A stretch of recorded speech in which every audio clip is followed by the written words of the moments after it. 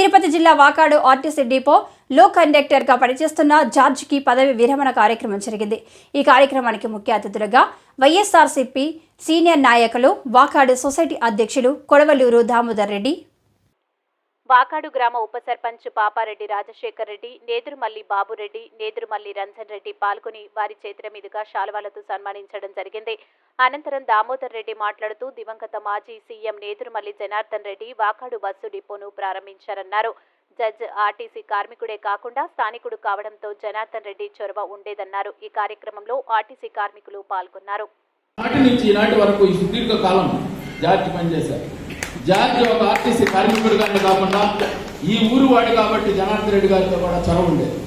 అయ్యా ఒక బస్సులు కావాలి, లేదా హైటెక్ బస్సులు వస్తుంటే మనమే జనార్దన్ రెడ్డి గారి దగ్గర ఒక ఫోన్ కొడితే ఇక్కడికి వచ్చేటువంటి పరిస్థితి.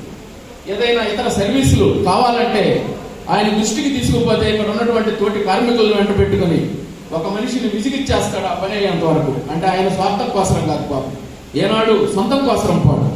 ఇదిగో ఈ ఆర్టీసీ డిపోలో ఈ వసత కల్పిస్తే ఈ డిపో అభివృద్ధి చెందుతుందన్నటువంటి ఒక కాంక్ష, మన ఊర్లో ఏర్పాటైనటువంటి ఈ డిపో ఉన్నతంగా రావాలనేటువంటి ఆకాంక్ష కలిగినటువంటి వ్యక్తి జార్జి.